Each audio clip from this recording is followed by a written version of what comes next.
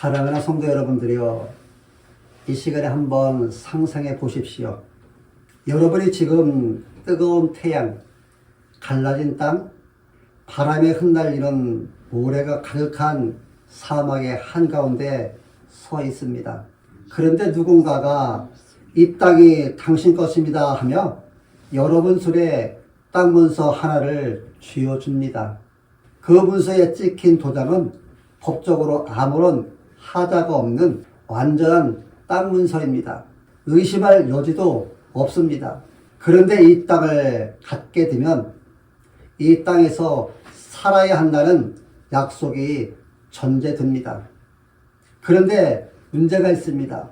그것은 이 땅에 물이 없다는 것입니다.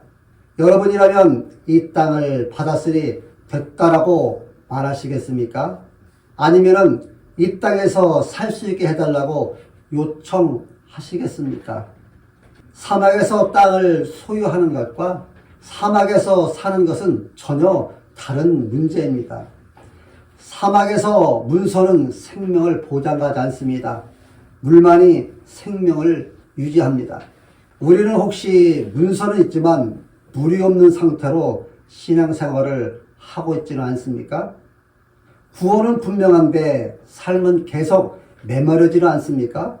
사사기 1장에 등장하는 한 여인이 있습니다. 그녀의 이름은 악사입니다. 그녀는 땅을 받았습니다. 약속을 받았습니다. 악사는 이 땅이 얼마나 척박한지 알고 있습니다.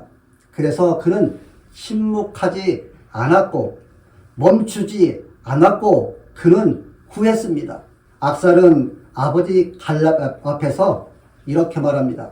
내게 복을 주소서, 땅을 주셨으니 샘도 주소서. 오늘 본문은 우리에게 묻습니다. 하나님의 약속을 소유한 사람으로 살 것인가? 아니면 그 약속을 누리는 사람으로 살 것인가? 하나님이 이미 주신 것에 앞에서 우리는 침묵하는 사람입니까? 아니면 구하는 사람입니까? 오늘 우리가 함께 읽은 사사기 1장 11절로 15절은 하나님께서 약속을 주시는 분이실 뿐 아니라 그 약속을 풍성히 누리도록 초대하시는 하나님이심을 보여줍니다.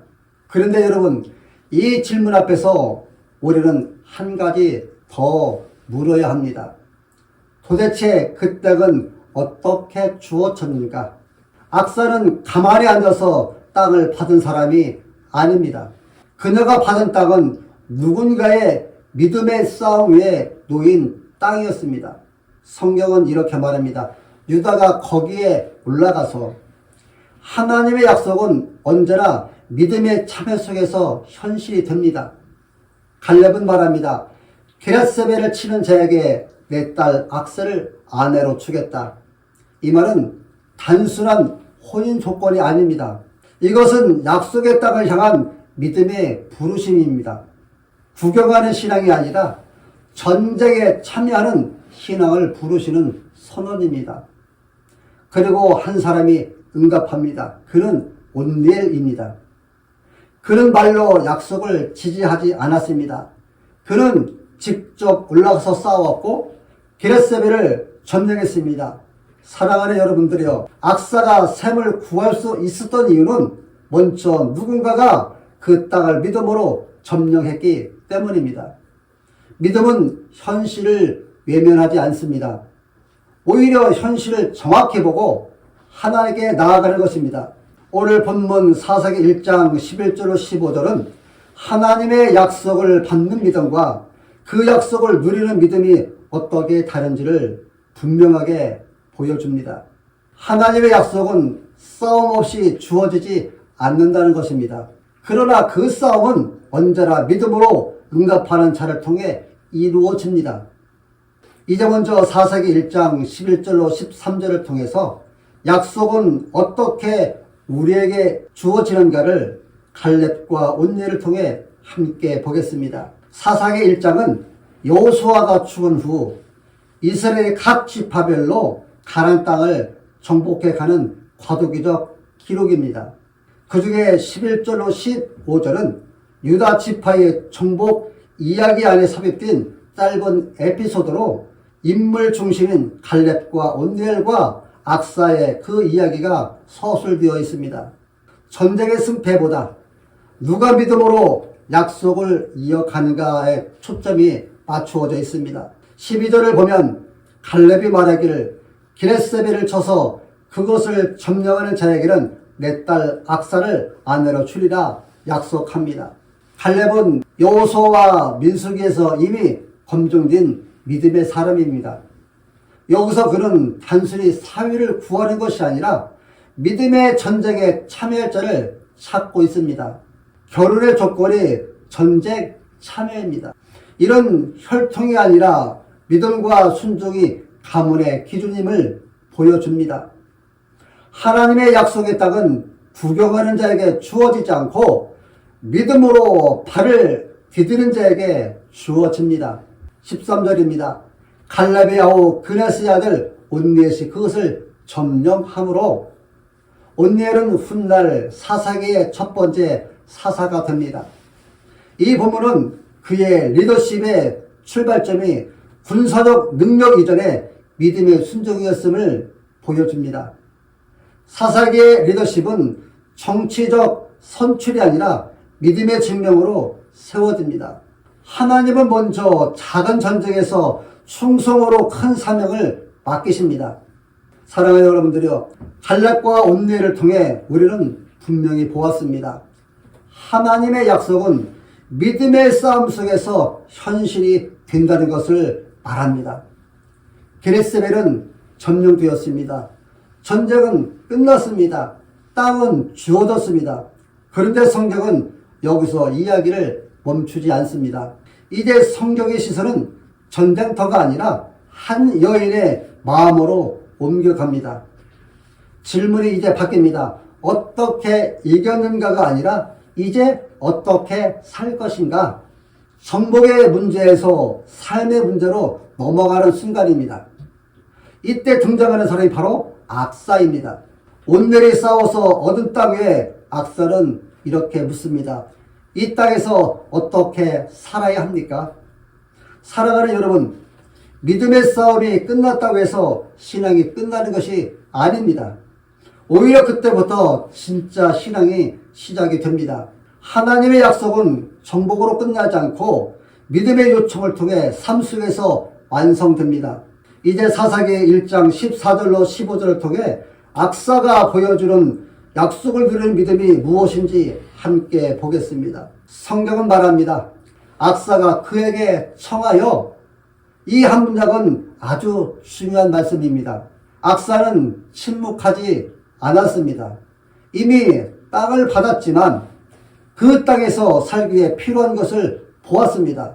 첫 번째 악사의 요청은 욕심이 아니라 믿음의 반응입니다. 내게 복을 주소서, 이 말은 더 많이 달라는 말이 아닙니다. 살 수 있게 해달라는 요청입니다.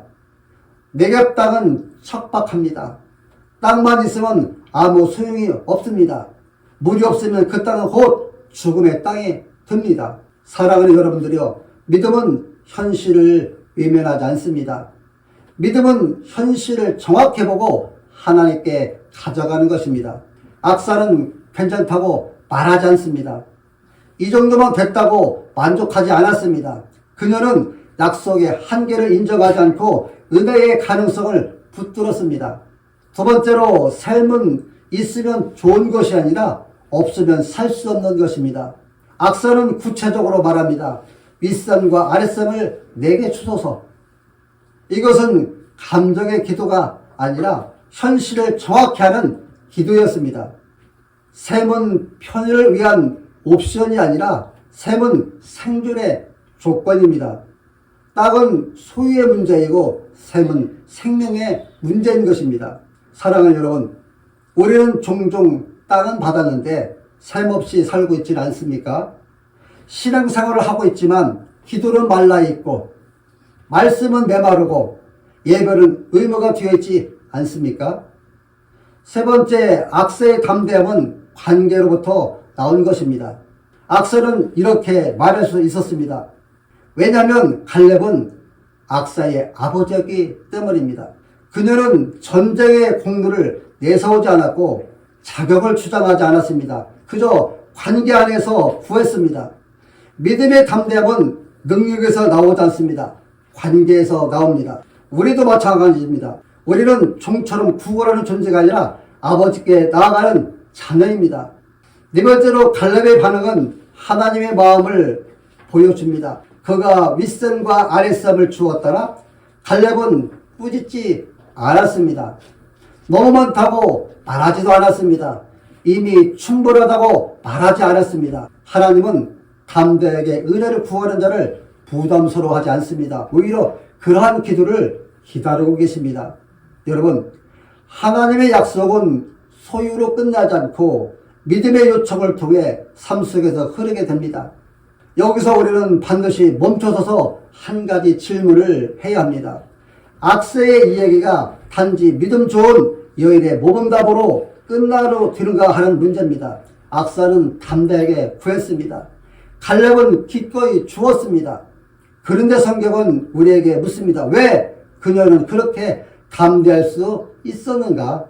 그 이유는 간단합니다. 그녀가 믿은 것은 셈 자체가 아니라 아버지의 마음이었기 때문입니다. 그런데 사랑하는 여러분, 우리는 갈렙보다 훨씬 더 크신 아버지를 알고 있습니다. 우리는 악사보다 훨씬 더 확실한 근거 위에 서 있습니다. 예수 그리스도께서 십자가에서 하신 일이 바로 이것입니다. 그분은 약속을 얻기 위한 싸움을 우리 대신 감당하셨고 그 결과로 우리는 아들의 자격을 얻었습니다.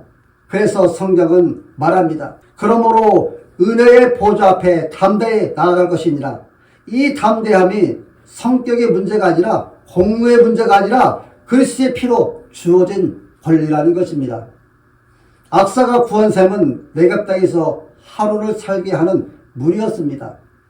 그러나 예수님은 말씀하십니다. 내가 추운 물을 마시는 자는 영원히 목마르지 아니하리라. 십자가는 단지 죄사함의 사건이 아니라 생명의 샘이 터진 자리입니다. 우리는 이제 샘을 구해야 할 이유를 증명할 필요가 없습니다.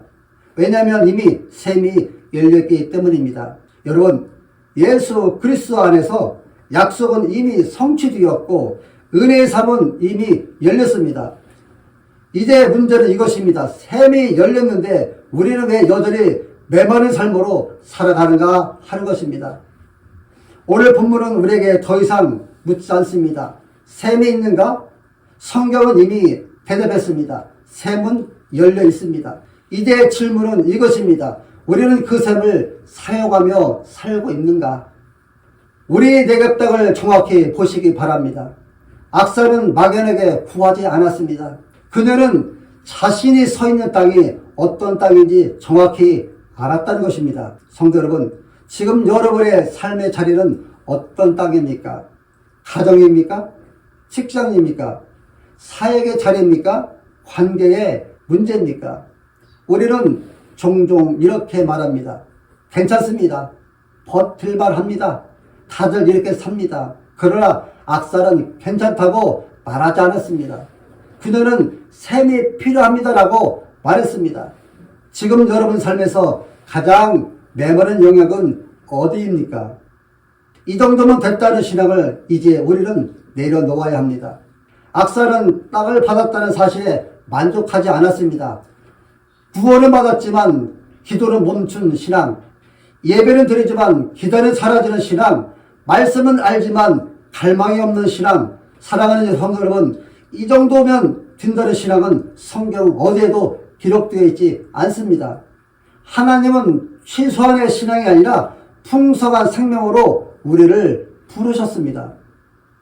여러분은 지금 하나님께 더 이상 구하지 않는 이유를 무엇으로 정당화하고 있습니까? 삶은 생각이 아니라 기도로 연결된다는 것을 기억하시기 바랍니다. 악사는 고민만 하지 않았습니다. 분석만 하지 않았습니다. 그는 요청했습니다. 믿음은 깨달음에서 멈추지 않습니다. 믿음은 반드시 기도로 이어집니다. 말라있는 기도 생활, 형식만 남은 개인 경건, 피로는 느끼지만 입은 닫혀있는 신앙, 샘은 생각으로 열리지 않습니다. 샘은 구할 때 열립니다. 이번 주 한 가지 메모리 영역을 정하시고 이렇게 기도하시기 바랍니다. 하나님 아버지, 이 땅에서 살기 위해 제게 샘을 주옵소서. 이렇게 기도하시기 바랍니다. 이미 열린 샘을 의존하며 살라는 이야기입니다. 마지막으로 중요한 것은 이것입니다. 우리는 샘을 열어달라고 애쓰는 사람들이 아닙니다. 우리는 이미 열린 샘에 의존하며 사는 사람들입니다. 십자가에서 열린 은혜의 샘, 성령으로 흐르는 생명의 샘, 말씀과 기도 가운데 계속 공급되는 샘, 문제는 공급이 아니라 문제는 의존하지 않는 삶을 말하고 있습니다. 여러분은 내 힘으로 버티고 있습니까? 아니면 열린 샘에 기대고 있습니까? 하나님은 땅만 주시는 분이 아니라 그 땅에서 살 수 있도록 샘을 사용하라고 부르시는 여호와 하나님이십니다. 오늘 우리는 더 많은 것을 결단하라는 말씀을 들은 것이 아니라 이미 주어진 은혜를 다시 의지하라는 부르심을 들은 것입니다. 사랑하는 여러분들이여, 사막을 여행하는 사람들에게 가장 중요한 표지판이 무엇인지 아십니까? 이 길이 맞습니다라는 표지판이 아닙니다. 조금만 가면 목적지라는 말도 아닙니다. 사막에서 가장 중요한 것은 단 한 가지, 여기 물이 있다라는 그런 표식입니다. 그 표식을 발견한 사람은 더 이상 길을 재촉하지 않습니다. 속도를 계산하지 않습니다. 먼저 그곳으로 달려갑니다. 어떤 사막 여행자가 목적지에 거의 다 왔다는 이유로 물을 지나쳐 간다면 그는 용감한 사람이 아니라 어리석은 사람입니다. 사랑하는 여러분들이여, 하나님은 우리에게 사망의 끝을 약속하신 분이 아니라 사막 한가운데 샘을 열어주시는 분이라는 사실을 아시기 바랍니다. 골고다의 십자가는 인생이 끝나면 마실 물이 아니라 지금 살기 위해 마셔야 할 생수인 것입니다. 우리는 종종 이렇게 말합니다. 조금만 더 버티면 된다. 이 고비만 넘기면 된다. 그러나 하나님은 이렇게 말씀하십니다. 버티지 말고 마셔라. 악사는 땅을 받았지만 샘 없이 살 수 없다는 것을 알았습니다. 그래서 그는 구했고 그래서 그는 살았습니다. 오늘 우리는 선택 앞에 서 있습니다. 열린 샘을 곁에 두고도 메마른 길을 계속 걸어갈 것인가? 아니면 그 샘 곁에서 머물며 살 것인가? 하나님은 땅만 주신 분이 아니라 그 땅에서 살 수 있도록 샘 곁으로 우리를 부르시는 아버지라는 사실을 우리는 꼭 기억하시고 샘 곁에 살 수 있기를 바랍니다. 잠시 우리 각자의 매ገብ당을 떠올리시면서 조용히 서보겠습니다. 여러분, 우리는 버티는 신앙이 아니라 마시는 신앙으로 살아가야 합니다. 오늘 우리는 매우 특별한 한 여인을 만났습니다. 갈렙의 딸 악사였습니다. 이스라엘의 첫 사사 온넬과 결혼한 악사는 아버지로부터 약속의 땅을 받은 뒤에 한 가지를 더 구했습니다. 바로 샘물이었습니다. 그는 자신이 받은 땅이 강수량에 매우 적은 그 네겝 땅이라는 그 척박한 땅이라는 사실을 알게 되었고 분별력과 지혜로 자신의 미래를 위해 매우 중요한 샘물을 아버지께 구하였고 그 요기에 아버지는 혼쾌히 윗샘과 아랫샘 두 개의 샘물을 주었습니다. 악사는 적극적인 믿음의 소유자입니다. 아니라고 수동적으로 기다리기만 하는 자가 아니라 믿음으로 구하는 자였습니다. 우리 하늘 아버지는 이처럼 구하는 자에게 넘치도록 채우시는 분이십니다. 또 악사는 미래지향적인 사고와 안목의 소유자입니다. 자신에게 주어진 삶이 더욱 빛나기 위해 무엇이 필요한지 정확히 분별해 구했습니다. 여러분, 샘물은 척박한 현실 가운데 미래를 여는 소망의 근원입니다. 믿는 자들에게는 영적인 분별력이 필요합니다. 사랑하는 여러분, 오늘 여러분은 소망의 근원으로 무엇을 구하시겠습니까? 오늘 우리는 새로운 약속을 받은 것이 아닙니다. 하나님은 이미 우리에게 땅을 주셨고 이미 샘을 열어두셨습니다. 오늘 말씀은 더 열심히 하는 말씀이 아니라 더 버텨보라는 말씀이 아니라 하나님은 우리를 열린 샘으로 다시 부르셨을 뿐입니다. 이제 우리가 할 일은 단순합니다. 메마른 자리에서 계속 애쓰며 서 있는 것이 아니라 샘 곁으로 돌아가는 것입니다. 사랑하는 여러분, 이번 한 주간 여러분의 삶의 자리에서 이렇게 살기를 바랍니다. 버티는 신앙이 아니라 마시는 신앙으로, 침묵하는 신앙이 아니라 구하는 신앙으로, 소유하는 신앙이 아니라 누리는 신앙으로 하나님은 여전히 샘을 주시는 아버지이십니다. 그리고 오늘 그 샘은 열려 있습니다. 그 샘을 구하시며 그 샘에서 생수를 마심으로 목마름을 해결하는 것은 물론 영생하는 축복의 주인공이 되시기를 예수님의 이름으로 축원합니다.